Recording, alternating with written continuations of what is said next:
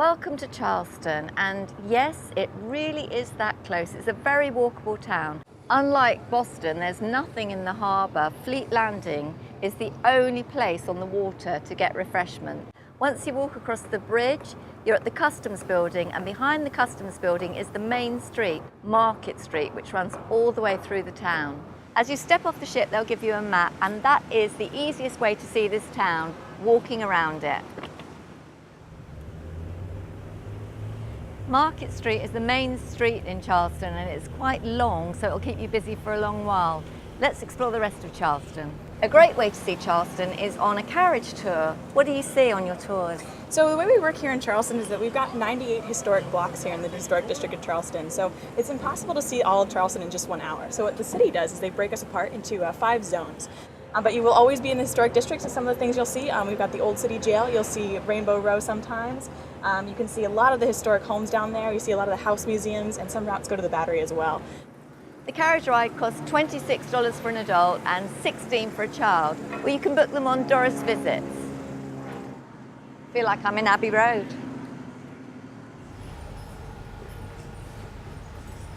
At the end of Market Street, they're taking the boards down that have been up protecting the windows from the storm.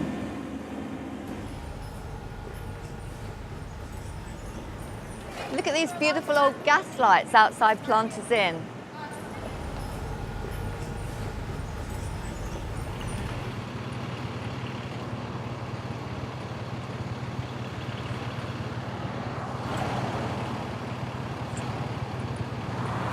Next to the Bank of America is the theatre, 34 West Theatre. Almost directly opposite 34 West Theatre is a visitor information centre.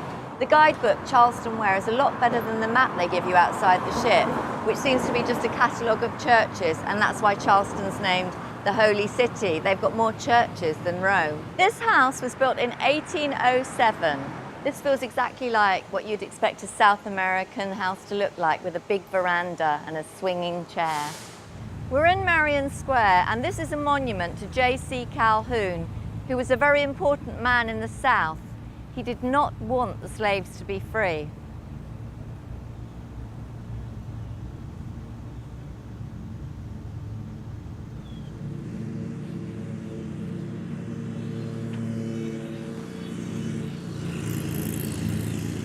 You know we're a big fan of bikes. Well, the Charleston bike share is called Holy Spokes, and this stop is right across from the Charleston Museum. And Charleston does feel like somewhere that you could bike around safely.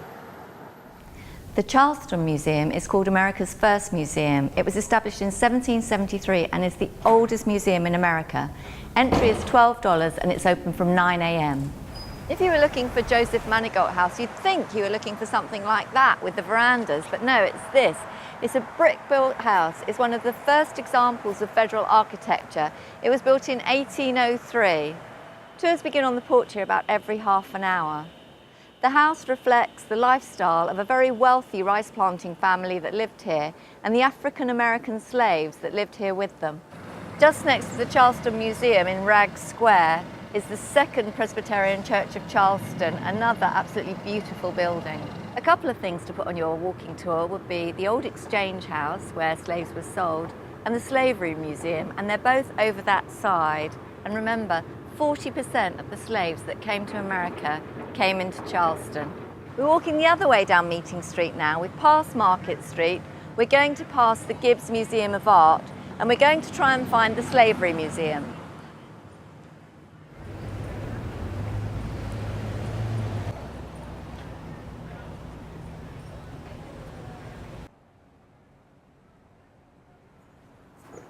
We're going down Broad Street now. This is City Hall. It was built in 1801 as the first bank of the United States. We're walking down Church Street and we're looking for Haywood Washington House. It's a Georgian-style double house. And here it is. It was owned by Thomas Haywood, one of South Carolina's signers of the American Declaration of Independence, and George Washington is said to have spent a week here. At the bottom of Broad Street is the old Exchange and Provost Dungeon. It still has the boards up from the storm, so don't think it's closed. During the Revolutionary War, the American prisoners were held prisoner in the Provost Dungeon. which now provides an eerie tour through history.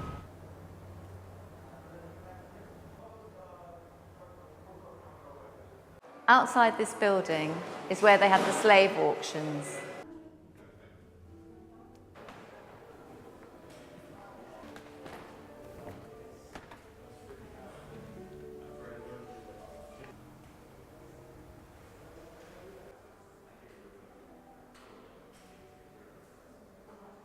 This is where they picked the men who would go to Philadelphia to sign the Declaration of Independence. And this is a copy of it, and feel free to sign it. Okay. And then in 1788, the Constitution was ratified in this room. And then in 1791, President Washington was here.